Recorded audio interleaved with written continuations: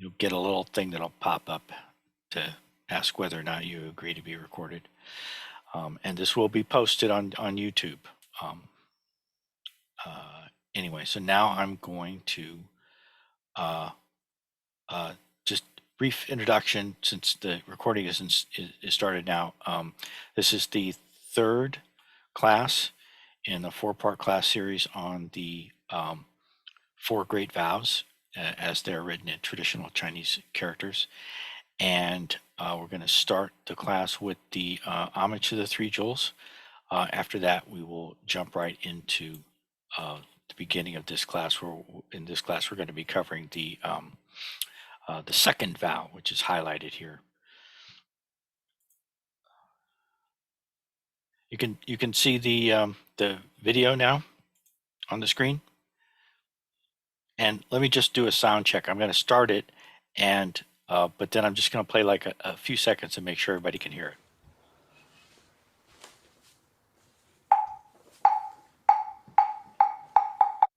Hear the Moktak?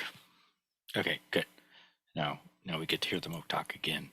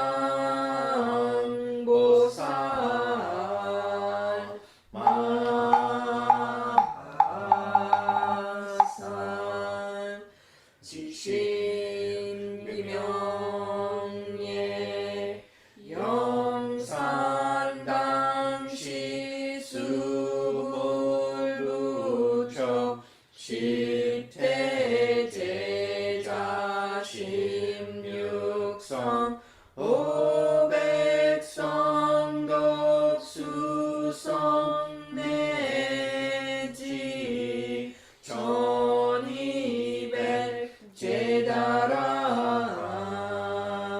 무량성중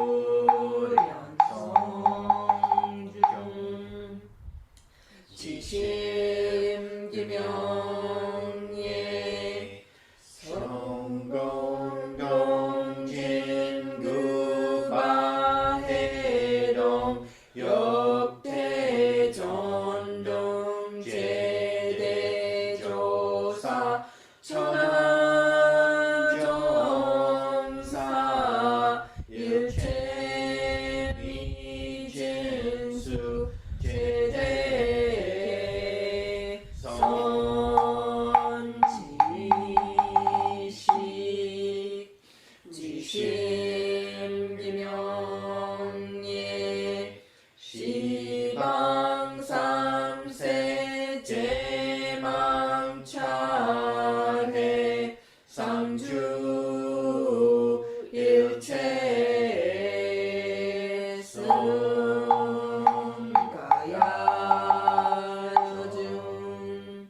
유원무진삼보 대자대비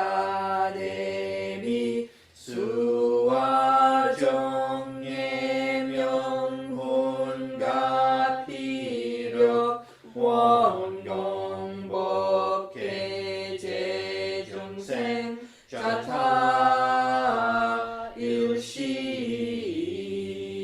성불도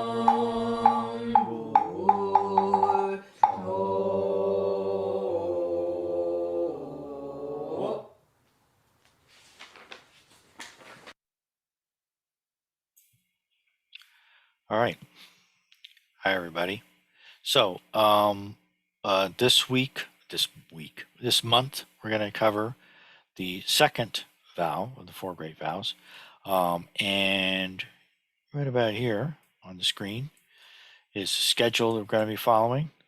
This first period will go until 3:35. Then we'll have a 5-minute break. Then we'll have another 35-minute period and a 10-minute break, and then a final, I think I'm doing the math right here, 35-minute period. Try to follow this pretty closely. And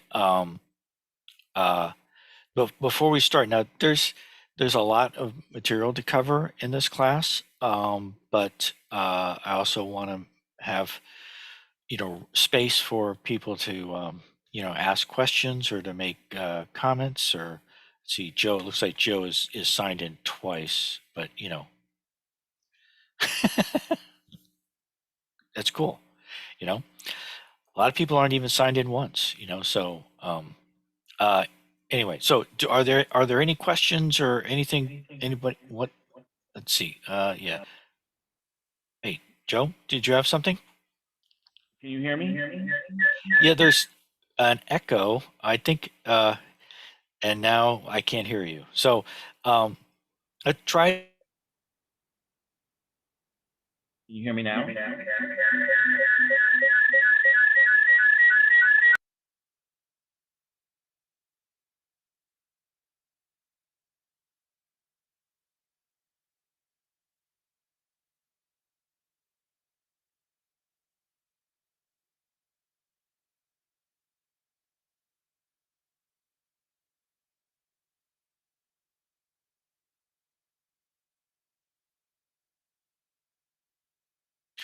Joe, I had to mute you, Joe, because the feedback was too bad.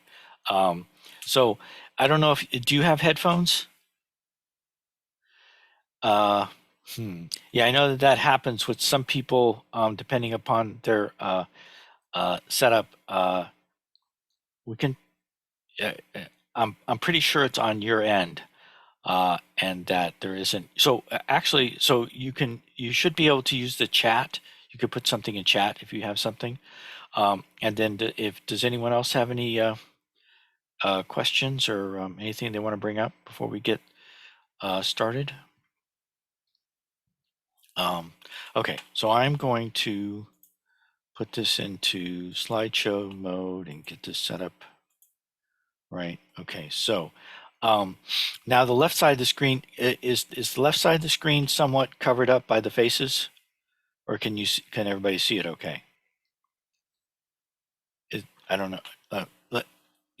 Feel free to unmute or post something in chat or raise your hand or something if either the sound doesn't look right. Looks good. Looks good. Okay, that's good. Glad to hear it. Okay, so this month we're covering, what are we covering? We're covering this right here. Whoops, see, I did it. I'm gonna really try not to do that.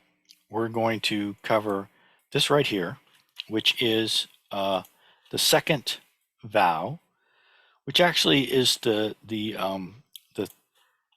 third line. The first line is the title, which we covered in the first class. Second line is the first vow, which we covered in the second class, which was 1 month ago. And this class, this month, we're covering the second vow.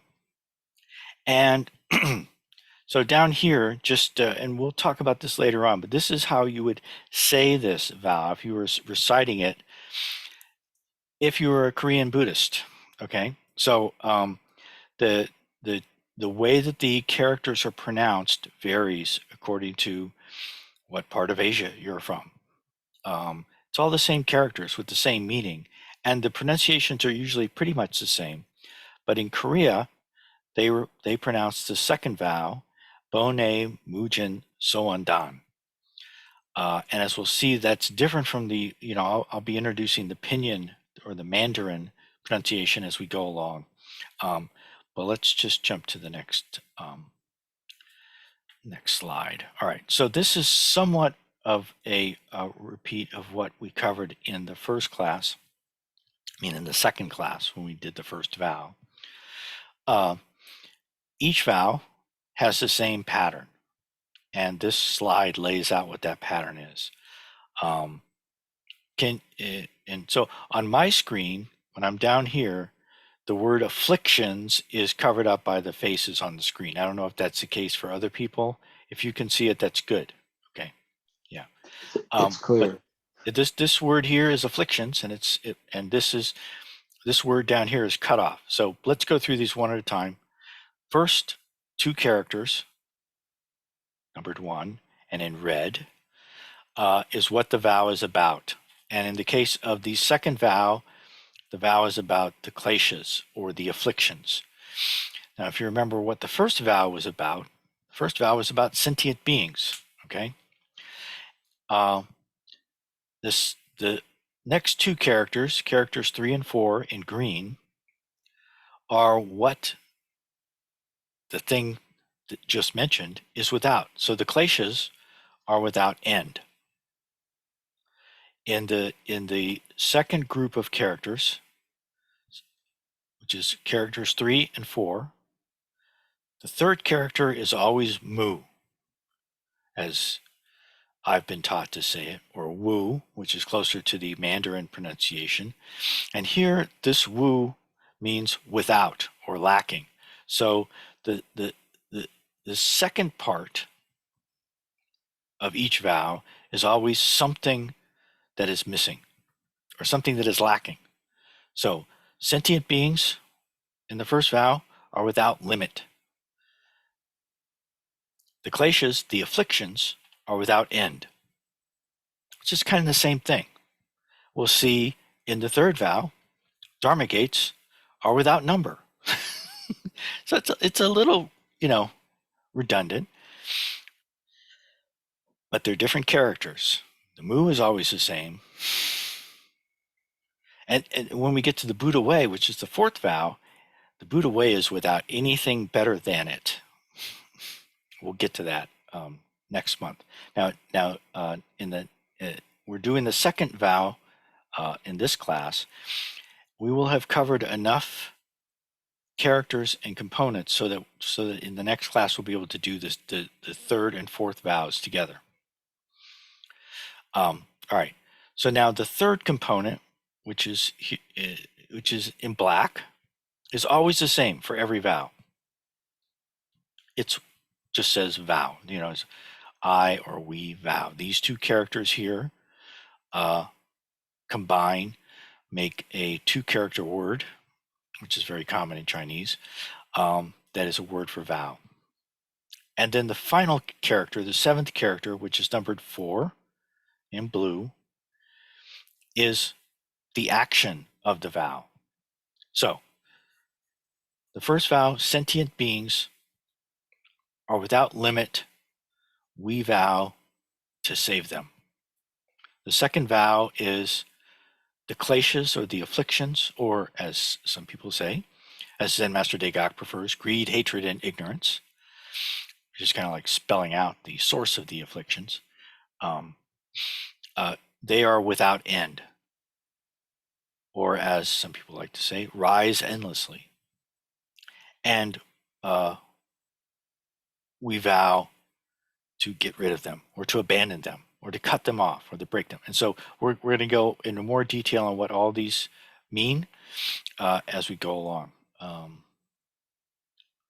So first of all, what are the kleśas? And so this, again, I'm not sure if part of this definition is being cut off in your display, but the All good. oh, good, excellent, thank you. So as long as Mark is happy, I mean, I hope everyone else is too. That would be nice. But the digital dictionary of Buddhism. All of the thoughts, words, actions, and emotions which arise and cease based on ignorance. And then let's see. All right, I'm going to move my ignorance and desire, which keep human beings trapped in the cycle of birth and death, and which result in suffering. Therefore, Buddhism teaches methods for attaining nirvana, enlightenment, as a means of eliminating the afflictions. And then there's even more down here. Okay, and so depending on the context, this 2-character combination in Chinese can be interpreted as raging currents, obscuration, bindings and instigations, etc. So the Digital Dictionary of Buddhism will give you lots of information. It's a wonderful source. I highly recommend it. But at the same time, it can be a bit too much. And so if you just want to get a feel for what some Chinese characters mean, you can do a Google image search. So if you take these 2 characters, copy and paste them into a Google search field, and let me just focus in on this for a second so you can see a little bit better. This here that I'm trying to indicate with my cursor, this is what I've pasted into this Google search field, and I've chosen images, so just show me pictures. And this is what it shows. So this is not a search in the Digital Dictionary of Buddhism. This is just Google saying this is what these characters mean. And it's a pretty good, there is one picture of a Buddha with some stuff coming out of his head. I don't know what this is. But mostly it's just people holding their heads in pain, right? And things like that. These are the afflictions. This is what we're vowing to get rid of. And who wouldn't want to get rid of them, right? All right. So now on this slide, just to show you where we are. Oh, that works a little bit better.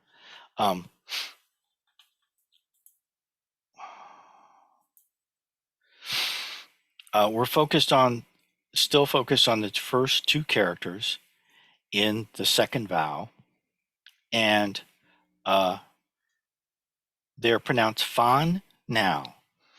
And I remember that as, are we having fun now? Are we having fun now? And if you recall the pictures that we saw in the previous slide, we are not having fun now. Let's see, there's something in chat. Oh, good here. Good. Thank you, Joe. All right. So the first character in the I kind of offhandedly said, oh, these two characters mean the kleśas. So klesha is a Sanskrit term. Klesha is, if you've read Shantideva's Way of the Bodhisattva, or the 37 Practices of the Bodhisattva, or any other works that talk in more detail than is sometimes found in books that are strictly Zen type approach, but where things are broken down a little bit more and where some of the Sanskrit is brought in. Hear about the kleshas a lot. And so it's kind of good to know that this is being used as a direct translation into Chinese from the Sanskrit, but at the same time, that doesn't really tell you what it means. But it's good to know that that's what's going on. What's going on is that the Sanskrit term klesha is being translated into Chinese with these two characters. And so the first of these two characters, fan, is made up of two components. The first component is a new character that we haven't seen before. It's a character for fire. It's pronounced huo. And the next character is one that we've seen before. It is a component of the second character in the two character combination that's used to refer to vows. So this component appears in every line of the Four Great Vows, including the title, because it is part of the Chinese word for vow that's being used in the Four Great Vows. So fan is made up of huo, fire, and ye, sheet of paper. The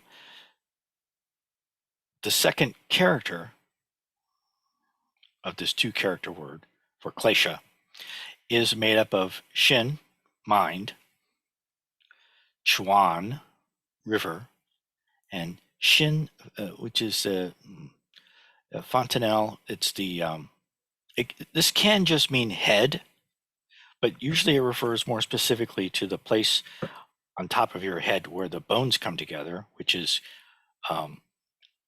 on babies, as the bones haven't come together yet on babies, so there's a little soft spot on top of their head, and that's the fontanelle. So this these words down here is just pointing out the fact that when we put a character that means trouble, fan means trouble, now means unhappy. You put trouble and unhappy together, and it means afflictions. So both of those words already kind of mean affliction, and this is very common in Chinese. You take two characters that kind of mean the same thing, put them together to make a new word that basically means more or less the same as each of the characters taken individually. In the Chinese language, there's just a preference for words that have two characters. And that's actually, it's always been the case, but it's even more prominent in modern Chinese. But as we can see, this was written well over 1,000 years ago. And we've already seen two examples of that. The word for vow, each of these characters, which is the word for vow in the Four Great Vows, each of these characters can mean vow on its own, and in particular, I think it's this one right here, yao.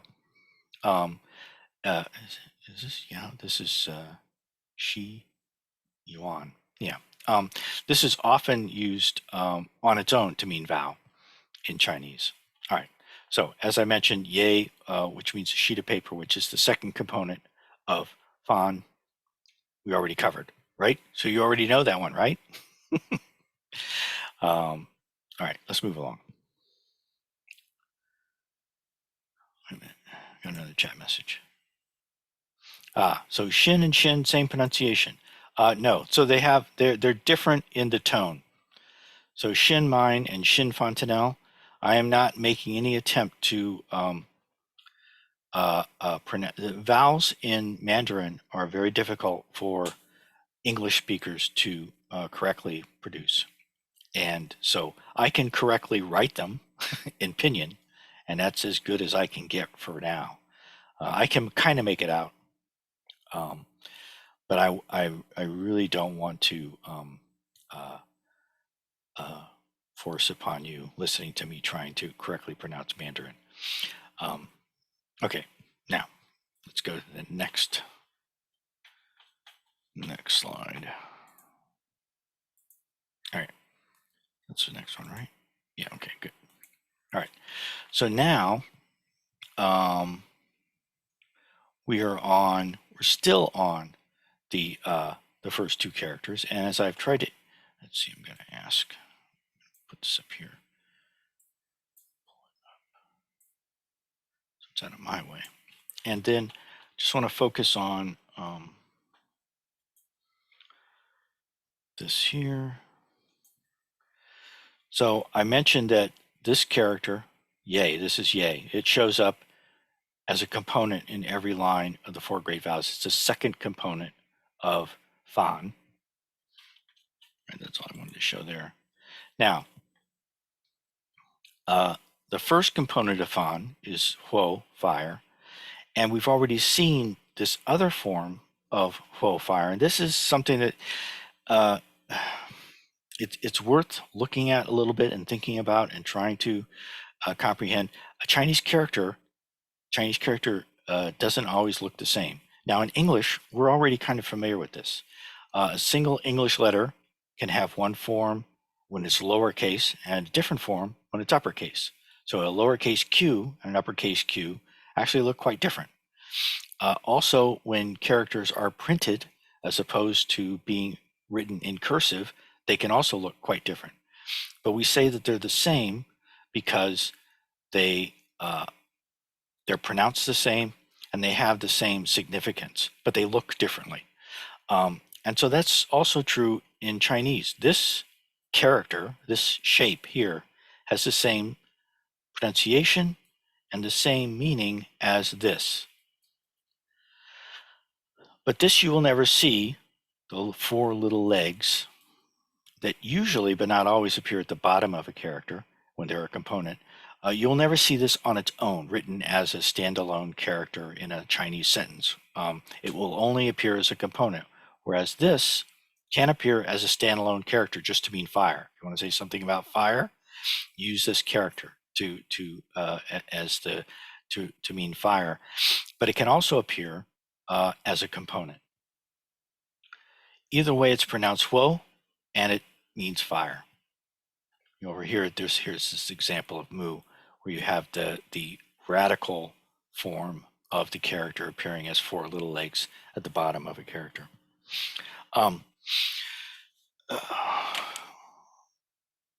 In Shin, mind, this is the left radical form of Shin. So you'll often see this at the beginning of a as the leftmost component of a character.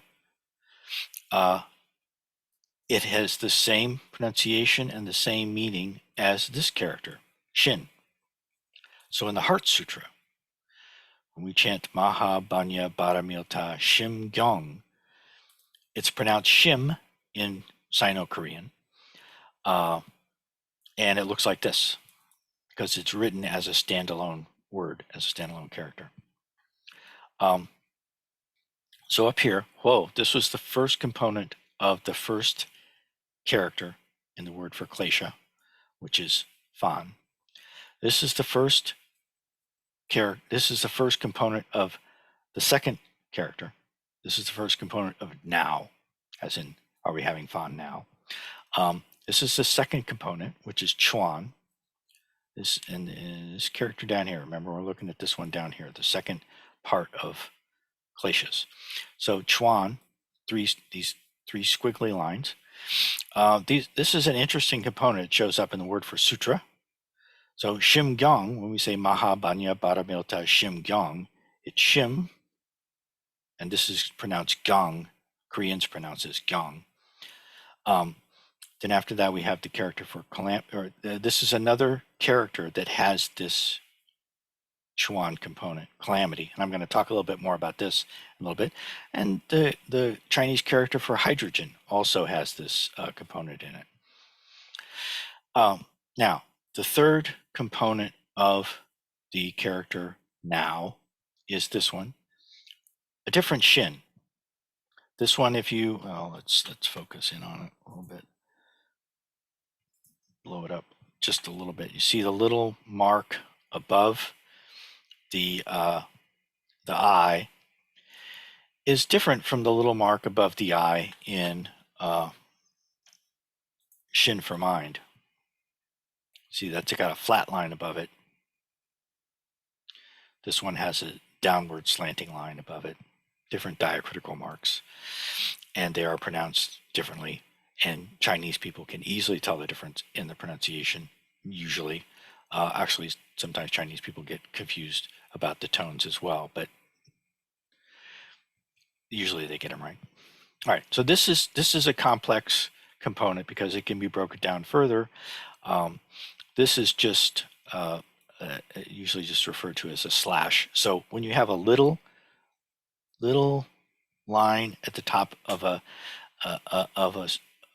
character, this is for whatever reason, when it's broken down into components, this is how it's written as a component.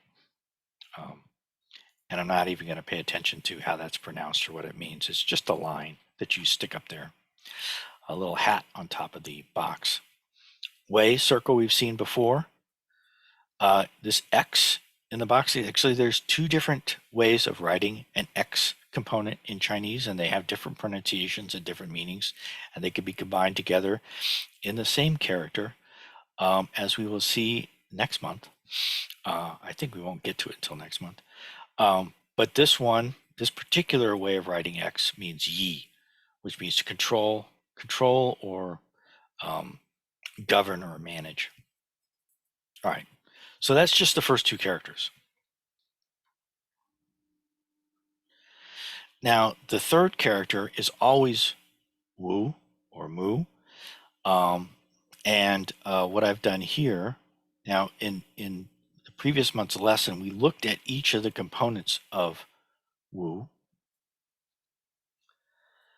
And this was part of the homework assignment for, and the homework, you can view it however you want. You can do it, religiously, or, try to learn, you can try to learn the characters. It really helps to write them as you're trying to learn them, though. But you can learn what they look like. But in that homework assignment, I did not ask you to learn this character, just the components. But this month, it's on the list of things to learn. And a different kind of Google image search that you can do, which I've done here. If you look here, in this, do you see I don't know if it shows up as a hand on your screen or what, but do you see my cursor underneath the characters in the search field? This is the character, wu, and these two characters here are the Chinese word for calligraphy. And so this is a search in Google for calligraphies of the character wu. So you get a variety of squiggly lines, very artistic, and sometimes hard to make out that it's actually supposed to be wu or mu. This one down here, for example, a little hard to make out. This one, quite hard to make out. One of them is actually in, I don't know if it's affecting you, but I just moved the faces on my screen. This one here, this is a calligraphy in simplified Chinese characters, which we're not covering in this class series, and which are good Buddhists do not use simplified Chinese characters. That's actually not true. Many good Buddhists do, but they didn't until quite recently. Throughout history, certainly Xuanzang and Ji Yi and people like that, people who wrote the Four Great Vows and the Heart Sutra and so forth, they were writing them in traditional Chinese characters. It wasn't until 1949 or thereabouts that people started using simplified characters. but that's just an example of that. And it simplified characters, they might be simpler, but they make learning Chinese characters more complicated because there's two sets of characters. A lot of times they're pretty much the same. Sometimes they're exactly the same. And sometimes they're quite different, which happens to be the case for Wu. Now, what is it that the kleśas are without? They're without Jin. They're without an end. Let's see what we're doing on time. Actually, so this is a good place to stop. We're going to do a 5-minute break now, and we'll come back. We'll pick up with this. We actually only have 2 more characters to cover because we've already done these. So let me get out of full screen mode. Bring up. Let's see. Yeah, there we go. And so now we'll have a 5-minute break. Okay. See you all in 5 minutes.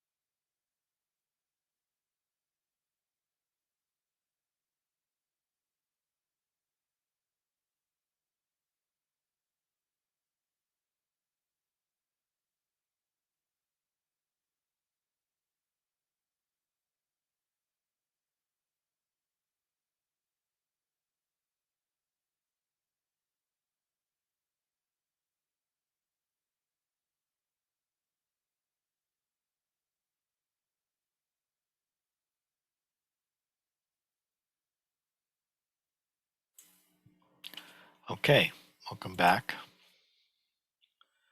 We were looking at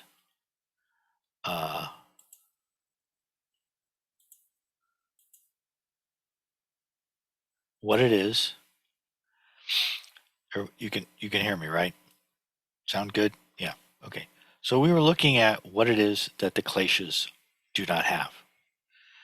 Just as sentient beings do not have any limit, sentient beings do not have any limit. I vow to save them all. The kleśas do not have any end.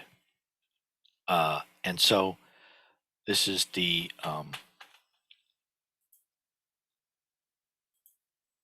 fourth character here, characters 3 and 4 in this group, which is where we're looking at right now. In the second vow, is the character Jin for end, and it's made up of 3 components, 2 of which have already been encountered in the course of this class. The first one, though, has not. You, brush. So this is a radical form, and we're going to see this again. In fact, if you look just right down here on the screen, the oh, come on.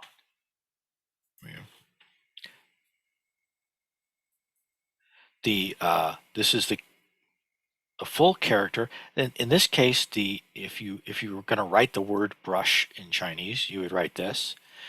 If you're going to use it as a component inside of a character, like it is in Jin, you write it like this. And so this is one of those characters that's just 3 components stacked on top of each other. It's you, brush, on top of huo, fire. This time, fire is in the middle. Usually it's at the bottom, like it is in Mu, or Wu. Sorry. I know it makes a much bigger sound to the people listening to this when I hit the microphone accidentally. Then I hardly hear it at all. But anyway, so huo, fire, is in the middle, and then min, plate. This was so huo, fire, in this radical form is a component of the character wu or mu. Min, plate, is a component of the character zhang, which is the first character in the first vow. All right. Like I said, this brush you component is the radical form of the character you, brush.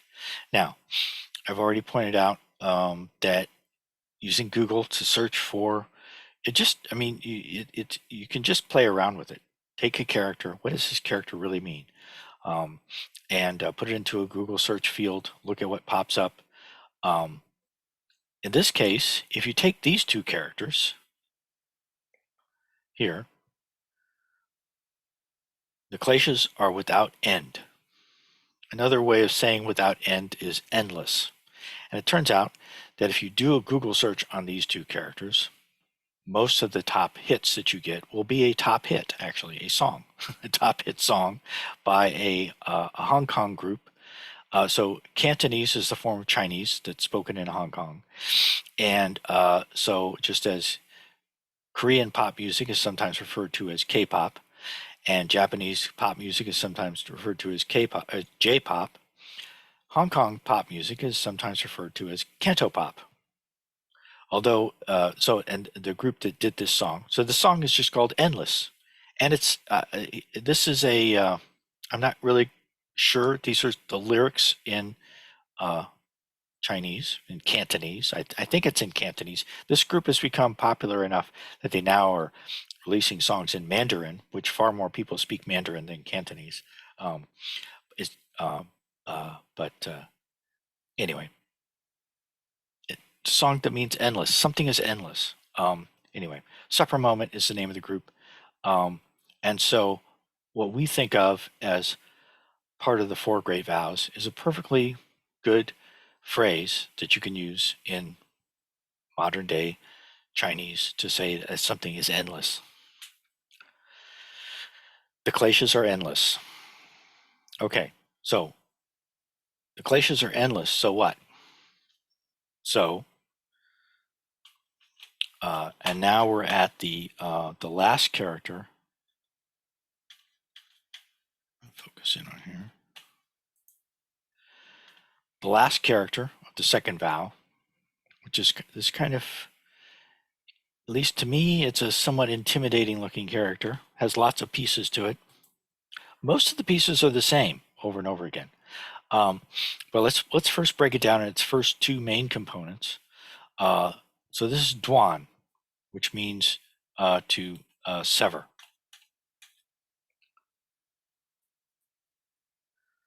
And this is the thing that we're doing to the afflictions.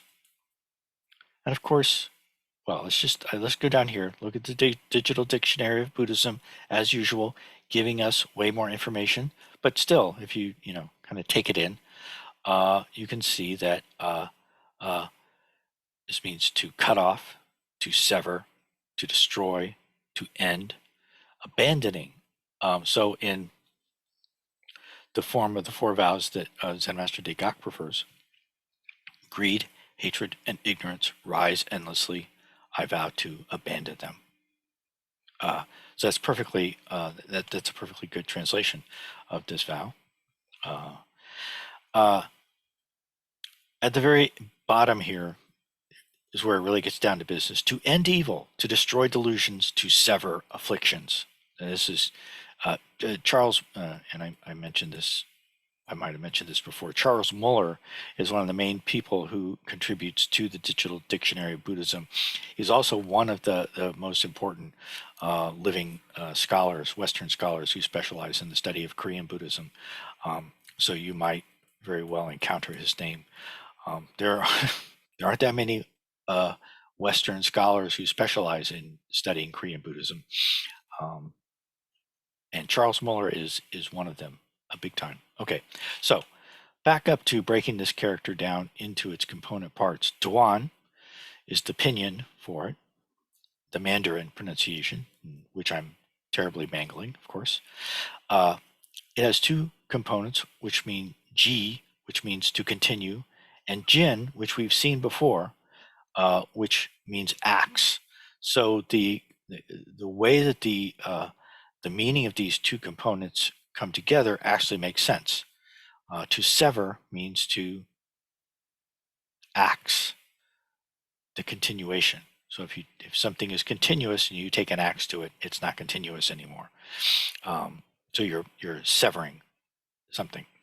So this component, let me blow things up a little bit more again, just to if we look at the first character in the two character word for vow, which is the third and fourth character in the title of the Four Great Vows, and the fifth and sixth character in every line of the four vows themselves. So it's the third character in the title and the fifth character in each of the subsequent lines. The top right component is this character, axe, jin, axe. We've seen it before. And now it's in a new character. This component G, here are some over here on this part of the slide. I found some nice calligraphies of this character, and if you pay attention, if you look closely at these calligraphies, you'll see that there's two kind of different ways of writing G. I won't get into that, but I'll leave that as something to investigate on your own if you take a look at those on this slide. This is one way of breaking it down, where you take yo, tiny, which, as the next line shows, is made up of two identical pieces, which means yao. So if you take two yaos, you get a yo. If you take two smalls, you get a tiny. Okay.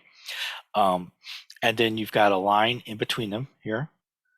And then you've got another one underneath it. So one yo, a yi, another yo, and a yin kind of coming in around it. And that makes the word for G continue. So it actually has very, very simple components. There's just a bunch of them. There's like four of these, one of these, and one of these. All right. So where are we now? All right. So at this point, it's probably a good place to stop and ask if there are questions or comments at this point before we get into this business of extra characters. So the extra characters are just different ways of rearranging the components we've already seen. I'm throwing in a couple of extra components. I don't know, just to make it more interesting. But you can. I would encourage you to not completely ignore the extra characters, but if you want to, you can just focus on the main characters and their individual components. But then it's also good to see ways in which these components could be rearranged to make up new characters. And some of these extra characters in here are quite interesting. But are there any questions or comments? If you want to put something in chat, Joe, you could do that at this point. Otherwise, I will just plow ahead. I want to check back all the way back to the first slide, just see how I'm doing on time. So we're going in this period. We got another 20 minutes, which is good. So I want to come back to the extra characters. Like I said, these don't introduce new material so much as they give you an opportunity to work with and become more familiar with the material that we've already covered, and provide some pretty interesting, in my opinion, interesting and important examples of Chinese characters, such as the character for emptiness, which is here, the character for compassion, which is here. This character here is when we chant the Kanzeon Sutra, we say Enmei Juku Kanon Gyo. This is Mei. This means, so the title Enmei Juku Kanon Gyo, which is the Japanese pronunciation of the characters, means the extend life 10 phrase Kanon Sutra. And this means life. So this is what's being extended. Okay. This character here is actually, so this one, let me actually go ahead and look at that one in particular. Yeah. This character, G, in English translations of the Four Great Vows, we often put the word all at the end. So we say, sentient beings are numberless, we vow to save them all. In Chinese, that's implied. There are many different words that in Chinese that mean all. And that are used quite a bit in Chinese, but they don't. It's not explicitly stated in the when Chinese people recite the Four Great Vows in Chinese, but they do sometimes put this word at the beginning, which means even though. So even though sentient beings are without limit, I vow to save them, which is another way of saying sentient beings are numberless. I vow to save them all. Interestingly, this character also means same. So in the Heart Sutra, this character shows up. This line from the Heart Sutra, form, same, is emptiness. This is form, and this is emptiness. This is the character for same, and this is a character, the Chinese character for is. Okay, form, same is emptiness. Emptiness, same is form. Okay, somebody's got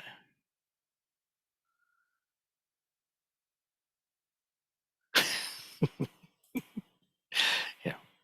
So Joe said that when he told people that the Kanzeon Sutra was to extend your life, that he got funny looks. But that's what it is. In fact, I mean, the origin story of that chant is that it was taught by Kwanzaa Bosal to someone who was awaiting execution the next morning, and it literally extended his life because he didn't get executed. Okay, so, but that, sorry, I hate that. Anyway, form same as emptiness, emptiness same as form. This is also in the famous Zen teaching, mind is Buddha. The literal translation that we usually say mind is Buddha is same mind, same Buddha. We will cover the character Buddha in the next class next month. We've already looked at this character, Shin, for mind, same Buddha. So that's worth looking at. Let's see. Go and look at these other extra characters. Sometimes I have trouble controlling the slides. Okay. Yeah, but what I want to move to now is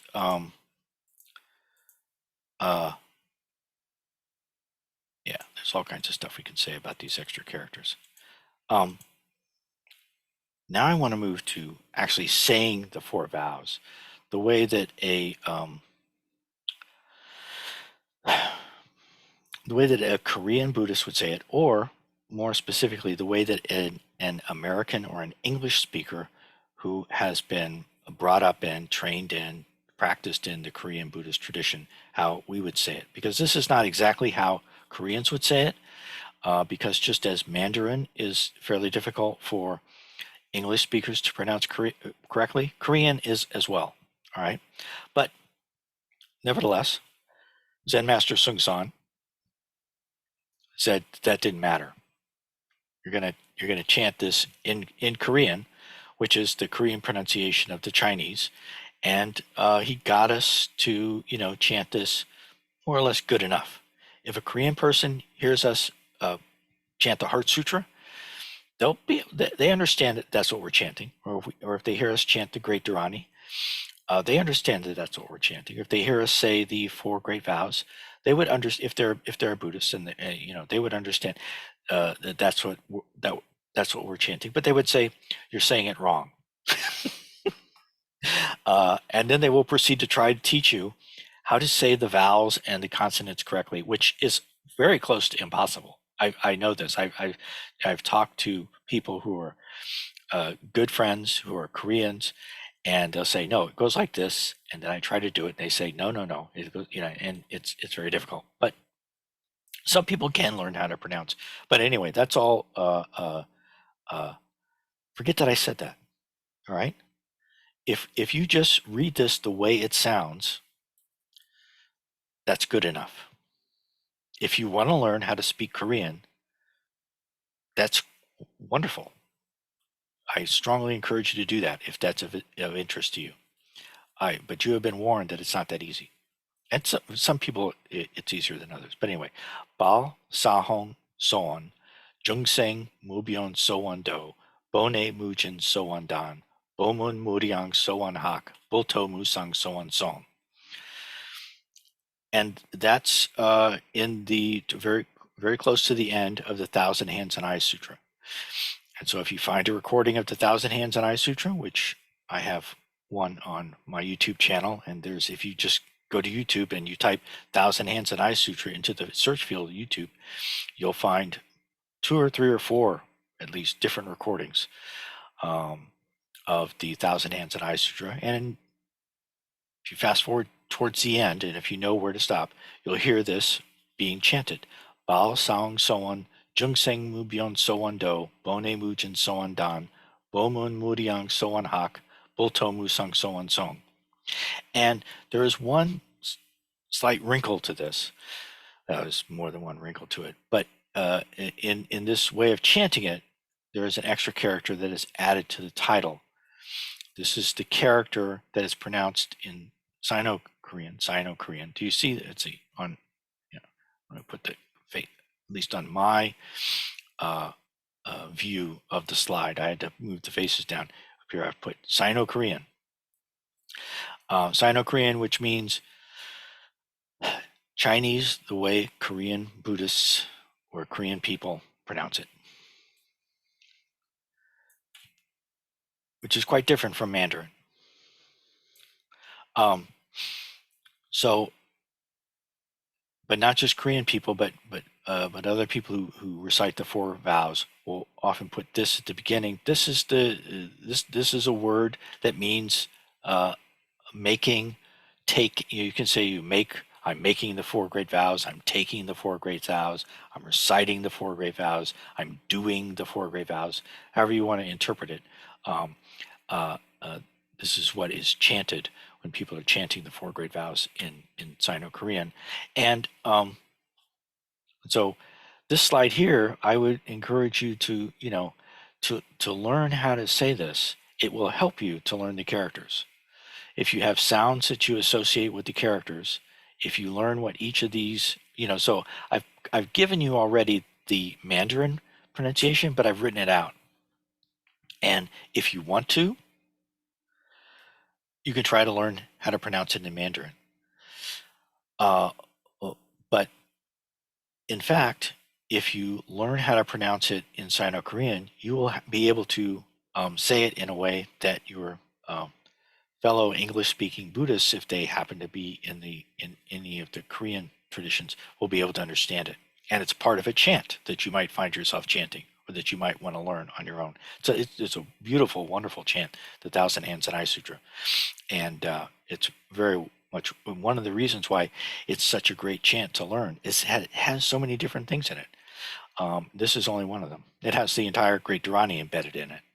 It has all kinds of great mantras and passages from sutras.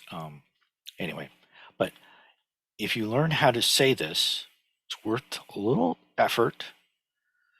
You might even want to do it as a practice. Bao Song Soan, Jung Seng Mu Byun Soan Do, Bone Mu Jin Soan Dan, Bomun Mu Diang Soan Hak, Bulto Mu Sung Soan Song.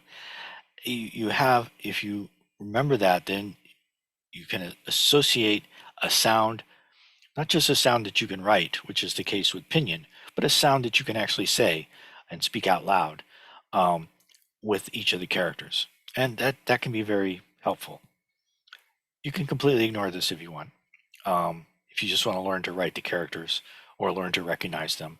But this is one, it requires some more work, but in the end, it might help you to learn the characters. And this is just breaking things down a little bit further, give you even more details. This is again Bao Song So on. This is the way Korean people would write that. This is using Hangul.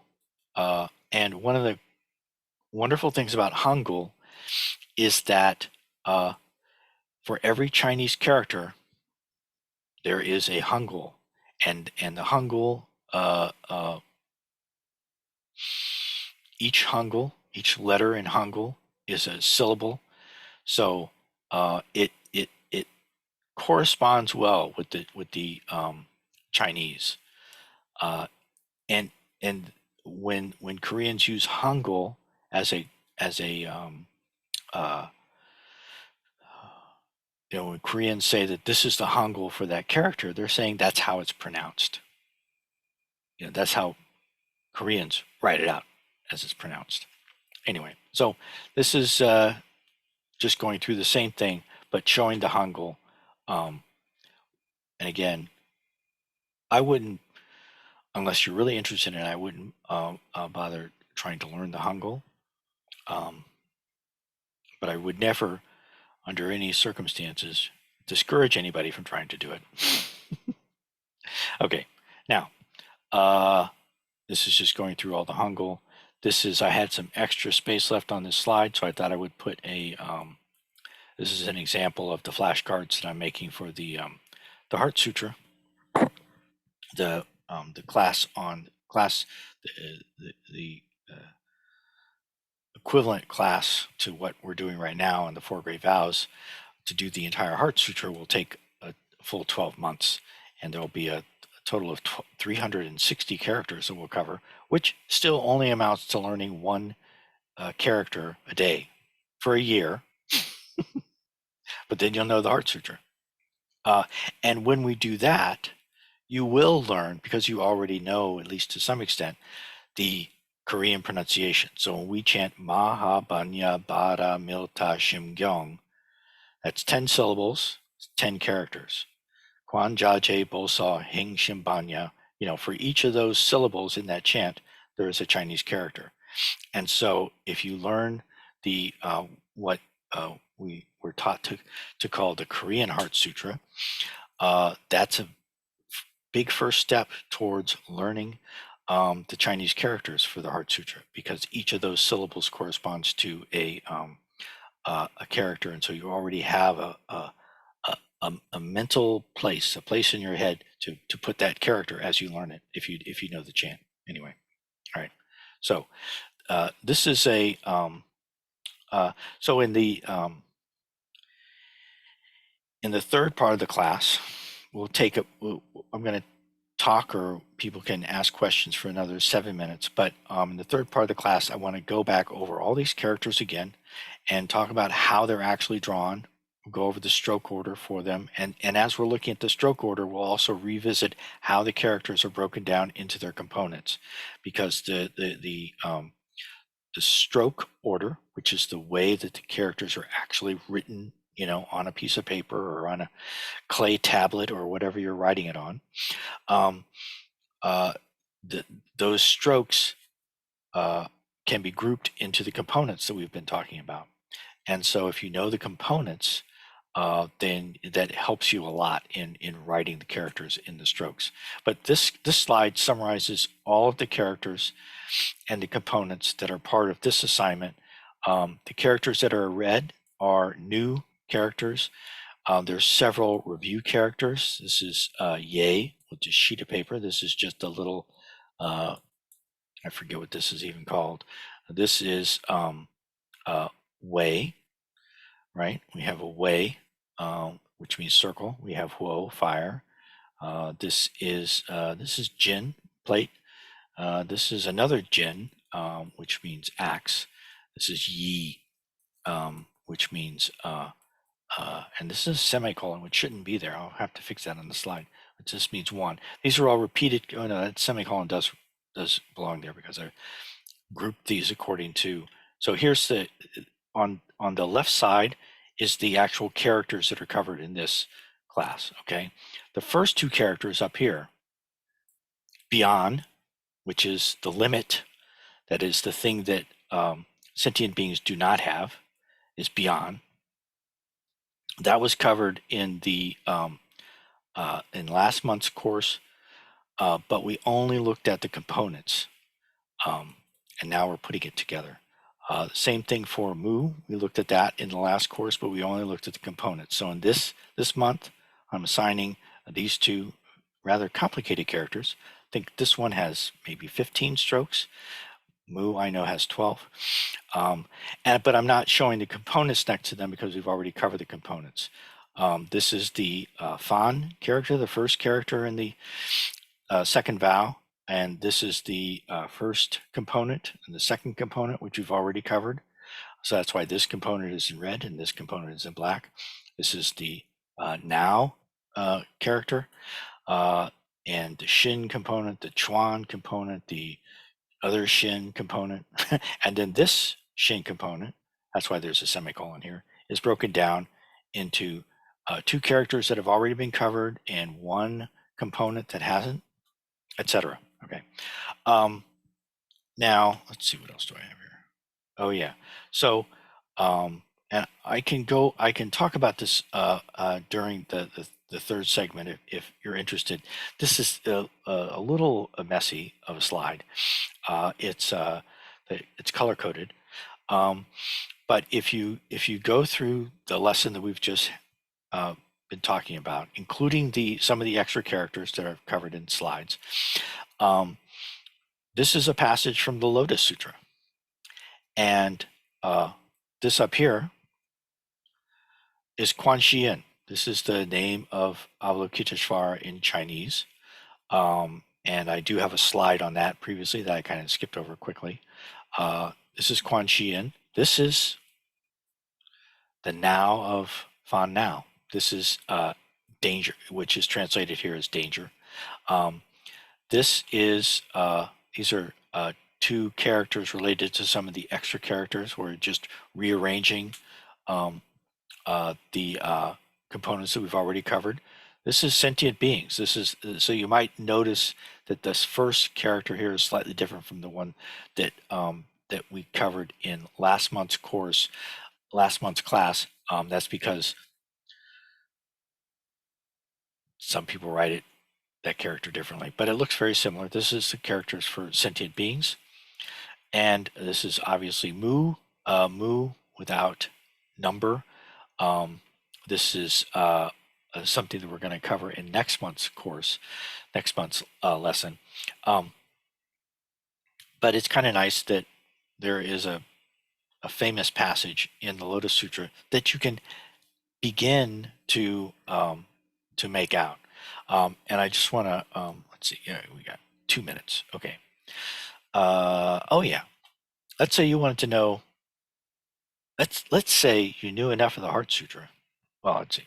Let's go through this. Quan Chi Yin, perceiver of the world sounds. Right. This part has the same color code as that. Who is a pure sage. I have to move this down. Let's see. Yeah, good. Okay. Quan Chi Yin, perceiver of world sounds, who is a pure sage, to those in suffering, in danger here of death, he can offer aid and support, which is why we have a chant like the Prolong Life 10 phrase Kanon Sutra. If you're in danger of death, praying to Quan Chi Yin is a good bet. He can offer aid and support. Endowed with all benefits, he views living beings or sentient beings with compassionate eyes, which is covered in a slide back that I kind of glossed over quickly. The sea of his accumulated blessings is immeasurable. This is a phrase right out of the Four Great Vows. Therefore, you should bow your head down to him. You can look at these characters using copy and paste. You can like take and you'll get both a PowerPoint and a PDF version of these slides that you will be able to just copy from, and then look around in the slides, and you'll find different places in the slides where different characters are mentioned. You can also just, and I'll do this right now. I'll come down here. Let's say now I'm just right-clicking on these two characters. No, actually, I want to do these two characters. Right-clicking on these two characters, and then I will say, Google, what do these two characters mean? And they mean guna. And I say, guna, that's a Hindu term. What do these two characters mean in Buddhism? And boom, that means merit. So this is the Chinese word for merit. And if we go back to this passage in the Lotus Sutra, we see that, let's see, where is it? Oh yeah, endowed, in the slideshow, what happened? All right, endowed with all benefits. So here it's being translated as benefits, but it's the same as merits, endowed with all merits. Okay, all right. Now we're going to take a 10-minute break. We'll come back. We will, people can ask questions, make comments. We can also, and I will go over characters and show in more detail how they're actually written, and try to give you some pointers on how to learn how to write them and how to learn how to remember these characters. Okay? All right. So 10-minute break starting right now.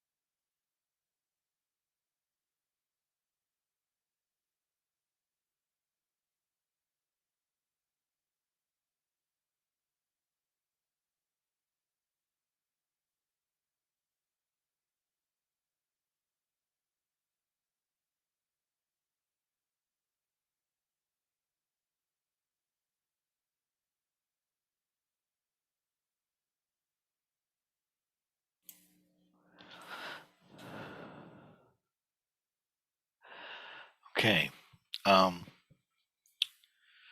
So, are there at this point questions, comments, requests of any kind for what to do with the rest of our time? What I really want to look at is the way in which the characters are actually written, how to write them, how to make them. So that's what I'll just go right into right now. And to do that, let's see, what's the best way to do that? I'm not sure. I gotta find a file here. Yeah. Oh, that's it.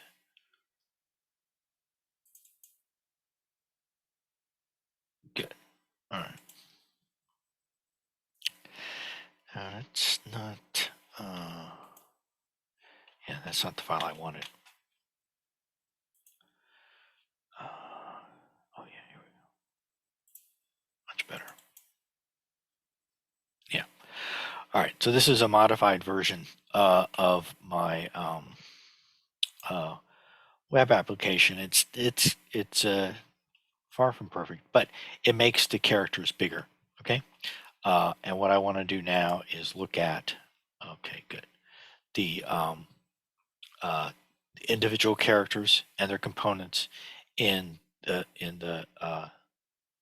second vow. So this is Fan, and I'm going to look at the stroke order animation now. Let's see. Where can we print out screens? Oh, if you want to print out of like the slides that I've been using. Is that what you're talking about? Yeah. So I will send out that file. I will send it out both in a PowerPoint form and in a PDF form. So you'll have both. And I'll send that. I will send that out today, as a matter of fact. So as soon as we're done with this class, I'm gonna upload the. Well, first I gotta make the recording, which that takes a while. When you have a 2-hour recording, there's a certain amount of grunt work that's involved in getting it up and loaded on YouTube. That actually takes a, a non-trivial amount of time to get that done, but that will be done today. And let's see, another. Yeah, and there was one from last month, and I will when I send out. Well, I'll send them out both. Okay, together. This doesn't hurt to send it out again. Um, anyway, okay. So, Fawn, this character, this first component here, this is the way that the shin is written, and this is yay. So, in the yay component, which is the second component, looks almost exactly like the character yay. In fact, it does. It's just the character yay compressed.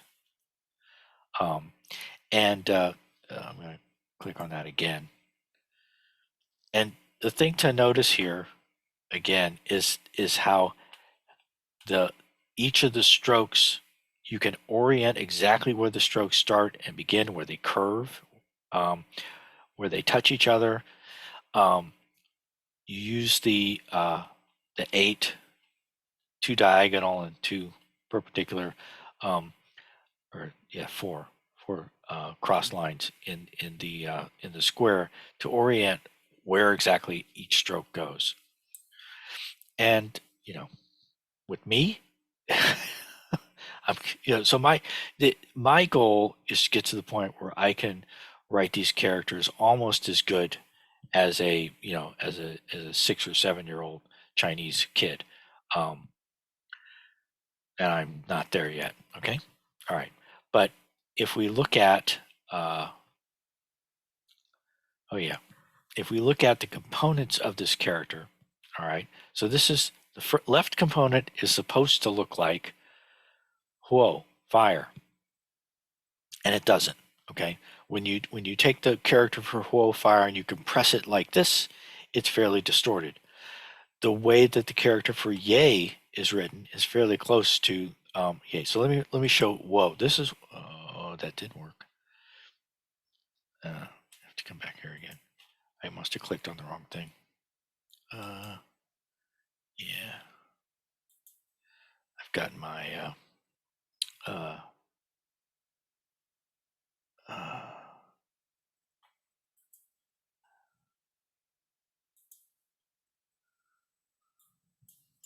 I can do a character search in this program, and then it will show us. Okay, so this is the character for Huo, written just as a standalone, what I call a standalone character, which means it takes up a full square all on its own.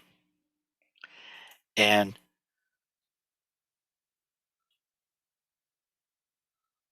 so you see it's got 1, 2, 3, 4 strokes. Now, if we look at the how am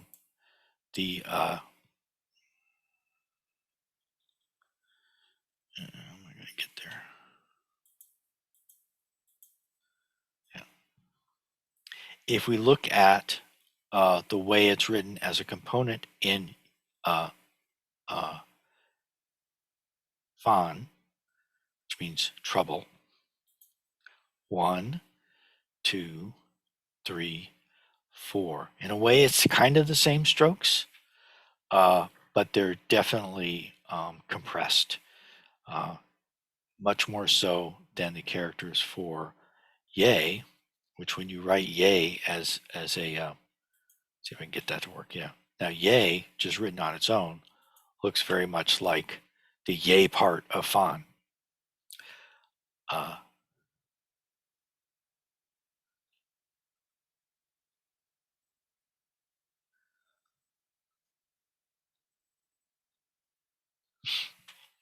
right. I've got to refresh my screen here so I can get it to function the way I want it to. All right. So now the second character in the second vow is now, and its left component is this kind of funky form of shin, meaning mind. 1, 2, 3, and then there's chuan, and then there's another shin with a different meaning and a different tone. And one thing that's illustrated nicely in this one is that if you know how many strokes each of the characters have, I mean, each of the components have, and if you know how to write those strokes, how they're composed, then it helps you to write the composite character because it has the same number of strokes in kind of the same place. Especially, well, yeah, let's just.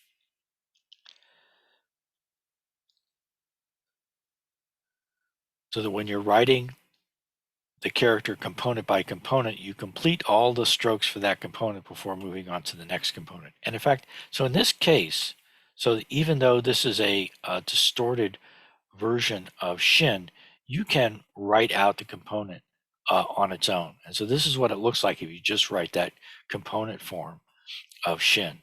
This means mind in Chinese. It's pronounced Shin, but people never just write it on its own like this unless they're practicing, as an exercise. And so that's useful to do. If you write it just these 3 strokes. Now, and now I'm gonna click on the I'm gonna look at the character, the standalone character for Shin.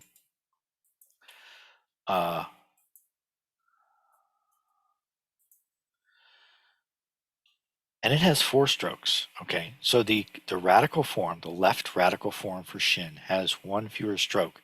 So it's not only distorted, but it's missing part of it. And this is writing Shin as a standalone character. Anyway, all right. So unfortunately, I've got to refresh the screen again. Back to here. Okay. So this character has 3 components. You write 1 component at a time, and you can also write the components individually.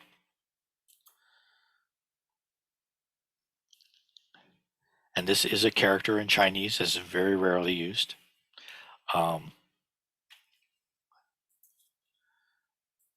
This is another character in Chinese. It's also very rarely used, even though it has, you can look it up in a Chinese dictionary, but you won't very often run into it.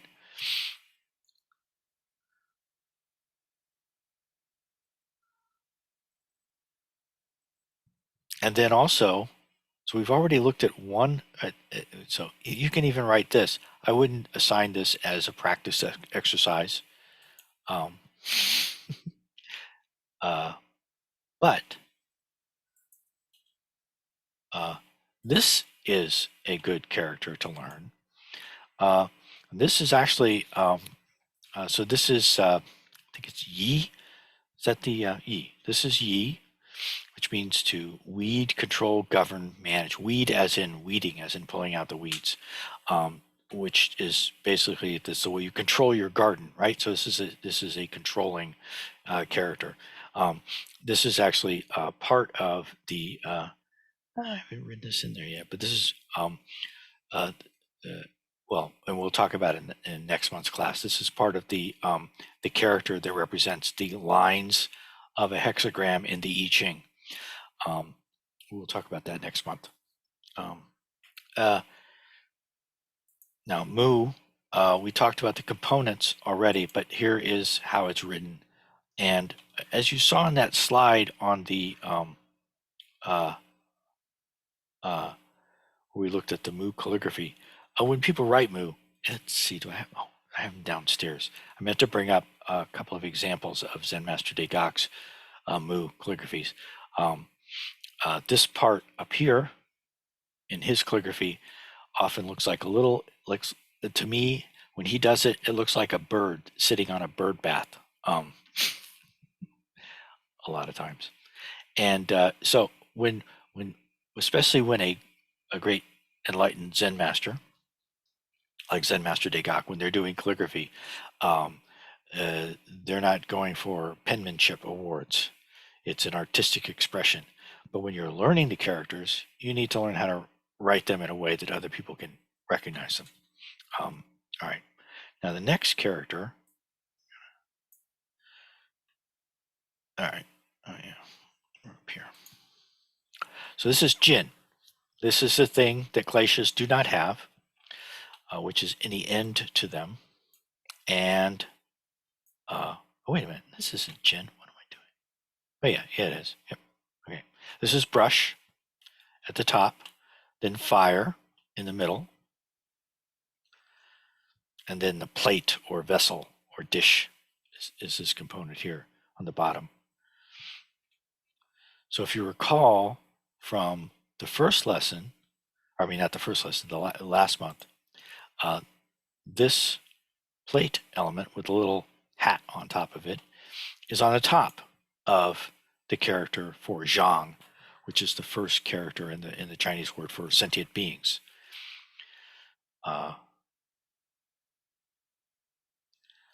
Yeah. So we've already seen this plate component.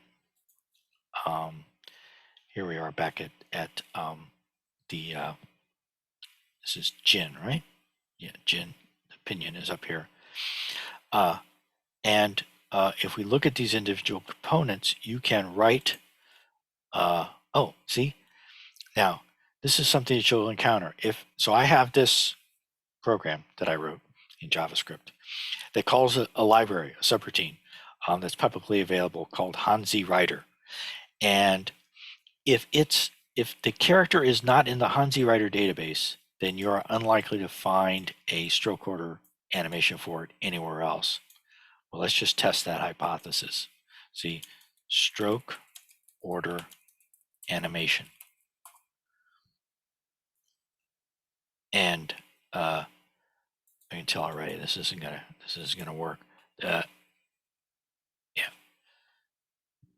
this isn't giving me any good hits. Now, if I take another character, for example, if I take one of the most common characters in the Chinese language, which is Ren for person, and I do the same search,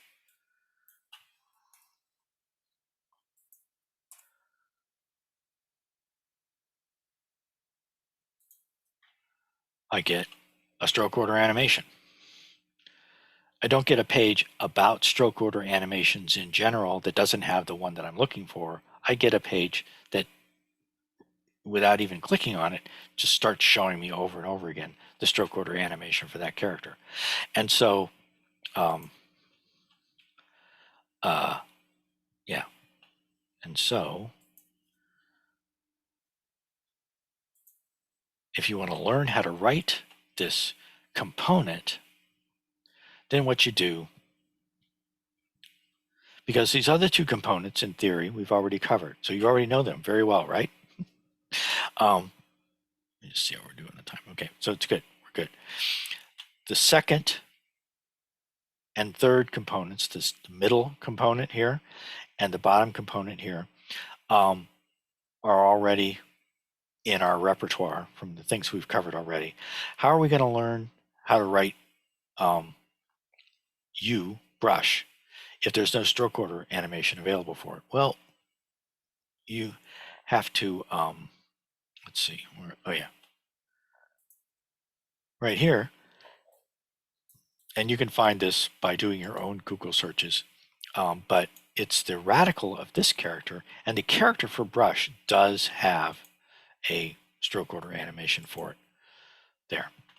So this is the full character for brush if you're writing the word brush on its own.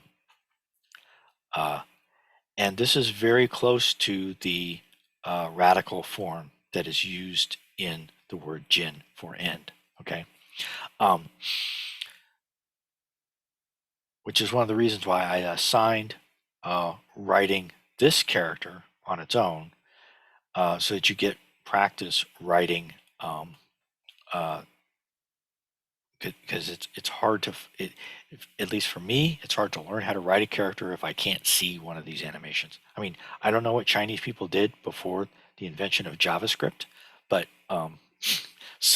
they would watch somebody. They would watch somebody who is their teacher, their first or second grade teacher or whatever, would write the characters up on the board, which is basically what a stroke order animation is doing for you and me. Okay, so I gotta adjust things here again. We've already done, I'm sorry, I have to refresh this again. We've already done the characters for vow.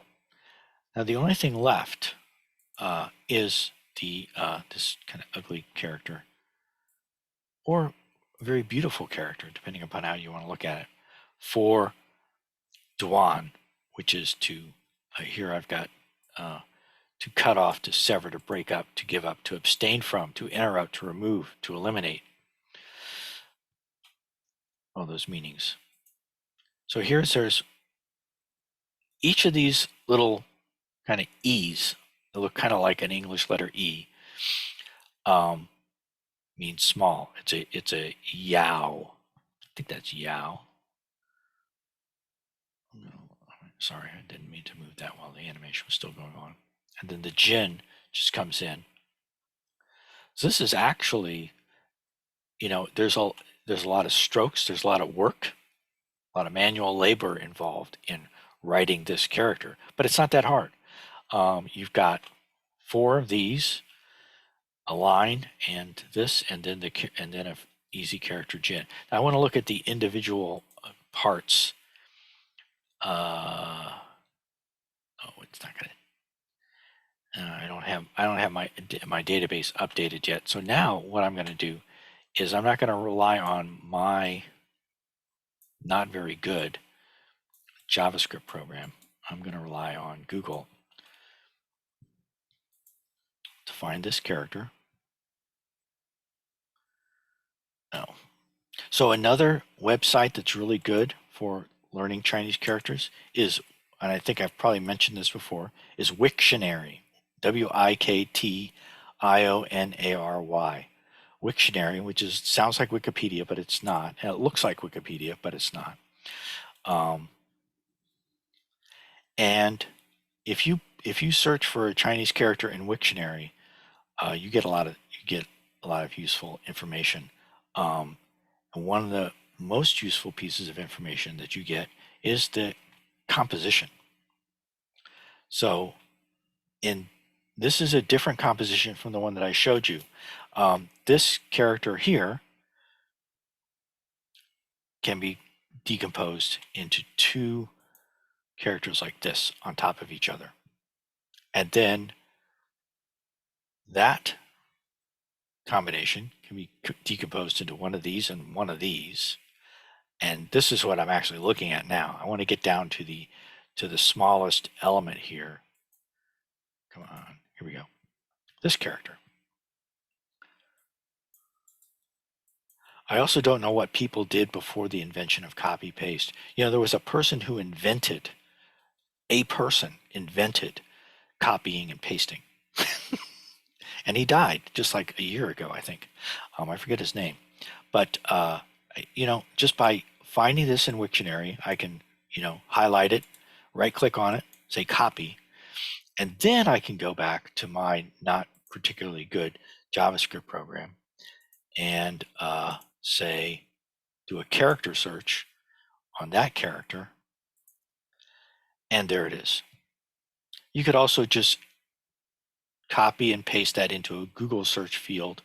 I'll do that as well. I'll say, take this character, do a Google search on it, and say stroke order animation of this character.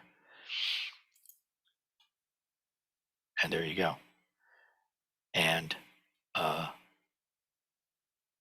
so you've got 4 of these in the character for Jin.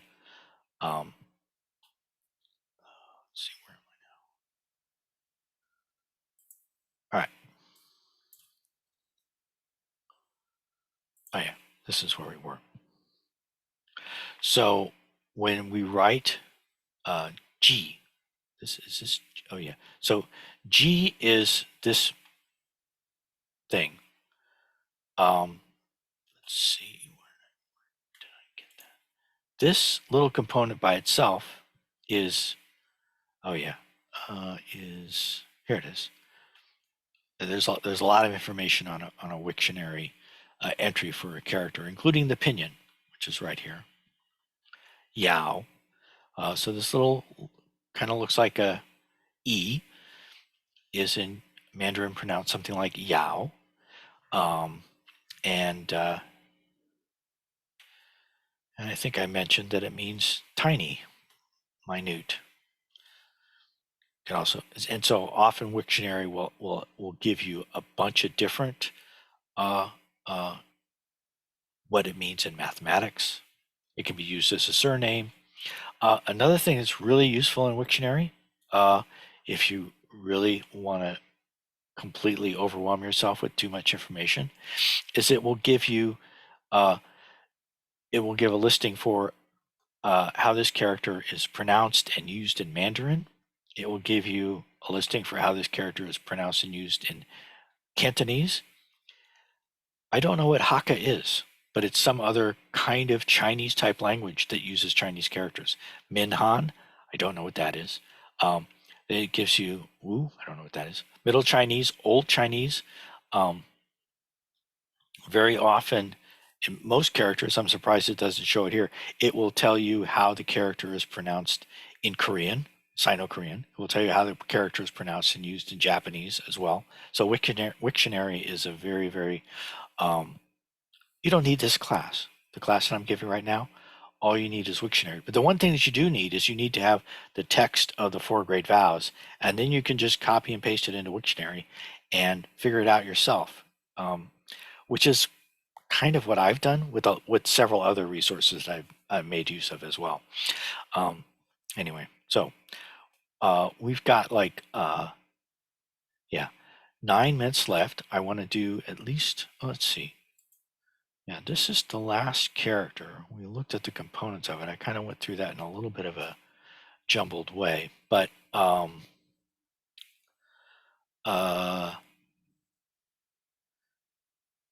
questions, comments at this point? If not, I'll go into some of these other characters that I do think are really worth looking at for both for kind of so when you're writing the Four Great Vows, when you're learning to write the Four Great Vows, or if you take, or if you learn how to write the Kanzeon. I'm working on a class on learning the characters in the Kanzeon Sutra, so that so that you can get people to give you funny looks when you tell them what it actually means.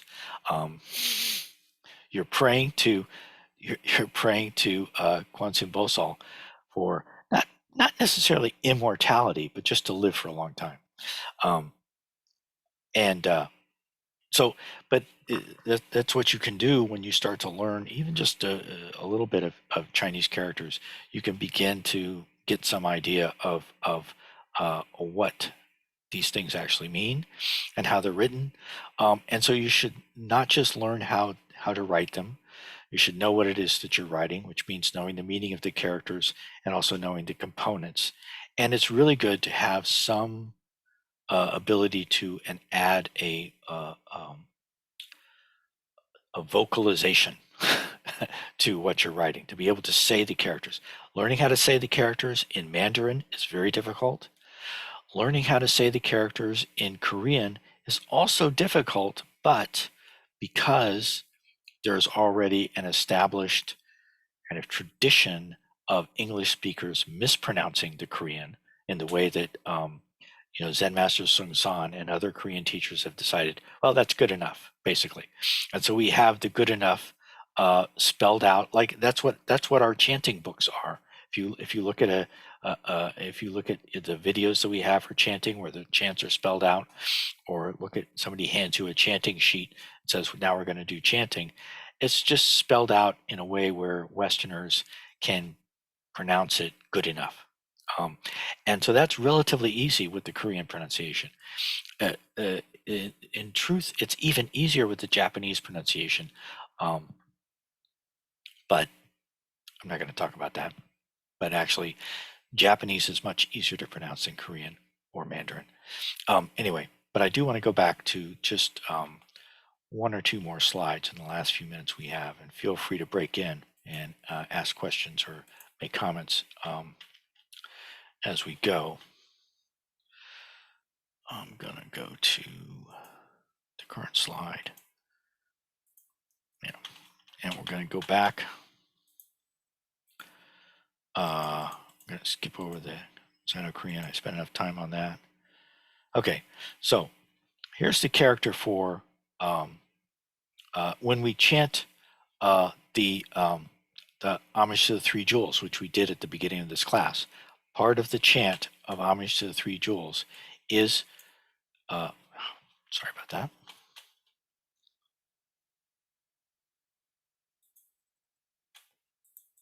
I apologize.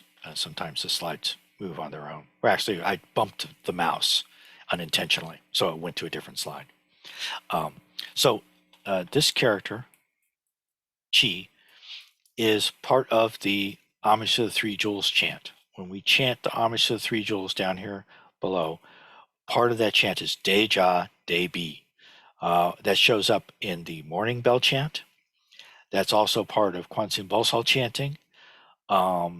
It is it's one of the names of Kwanzaa Bosal.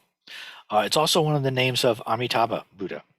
And it means, I've usually been told that it means great love, great sadness. It means that so the idea there is kind of if you truly have tremendous compassion for all sentient beings, then you will always be sad. And you don't have to think of yourself as being sad, because we have yet to liberate ourselves from samsara. All of the great bodhisattvas, and especially Kwanzaa Bosal, feel sad for us. So we should hurry up so they can cheer up. But love and sadness are approximate translations of these two characters. But right now, let's just focus on this one. This one is really the one that is most often, this chi is most often translated into English as compassion. Sometimes it's translated as love. And when the first time I took precepts, I and Joyce Jenka and Paul Dubin took precepts together, and we were all part of the Ja family. This in Sino-Korean, this is called Ja. In Mandarin, it's pronounced something like Chi.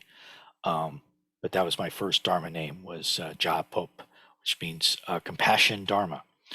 And it's composed of two components, and it kind of makes sense. Kindness or compassion means near plus mind. It means that if your mind is near to others, then you will feel what they feel. And if you feel what they feel, then when they are happy, you're happy.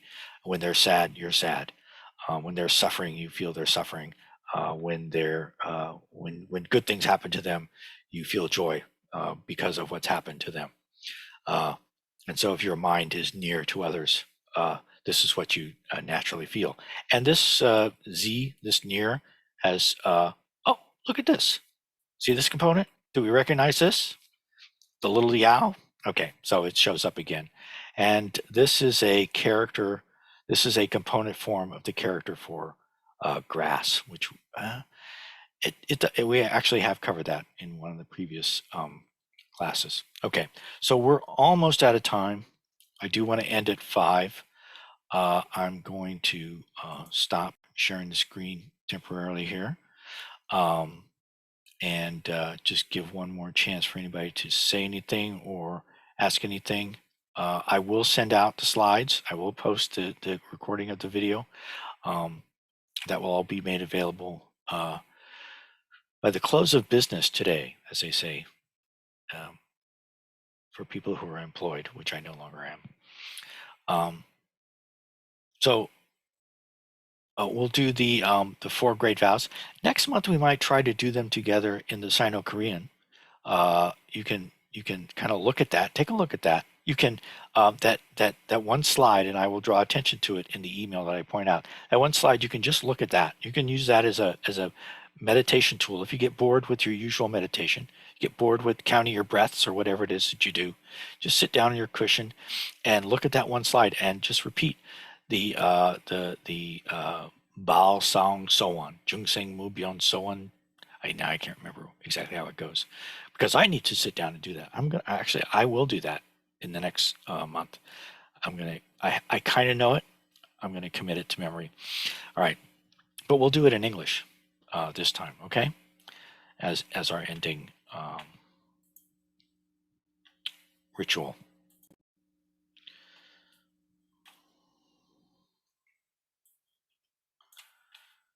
And oh, not this one, but this one. Here we go. Let's see. There's another chat message. Is there a homework slide? Yes, there is a homework slide. It's the one that I showed that had red, black, and blue characters on it. Shows all the characters that are on the homework. All the red characters on that slide are the ones for the homework. But I will also draw attention to that in the email that I send out.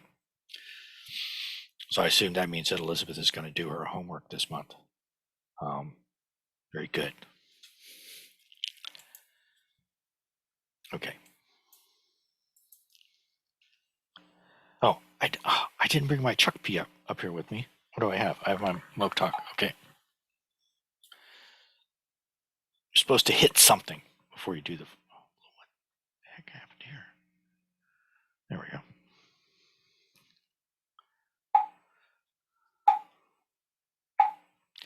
Sentient beings are numberless. We vow to save them all. Delusions are endless. We vow to cut through them all. The teachings are infinite. We vow to learn them all. The Buddha way is inconceivable. We vow to attain it. May whatever excellent qualities we have gained from this practice be extended for the benefit of all beings. Thanks everybody for coming. It helps me a tremendous amount to have people participate in the class. And I'm very, very grateful for that. You're helping me a great deal. I hope I'm helping you at least a little. I'm not begging for people to tell me how much they're helping me, but I do sincerely mean that.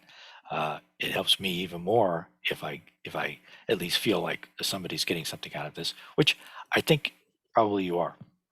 Oh well, thanks, and I'll see you all Namaste. soon. Namaste. Namaste. Thank you. Thanks everybody. Bye.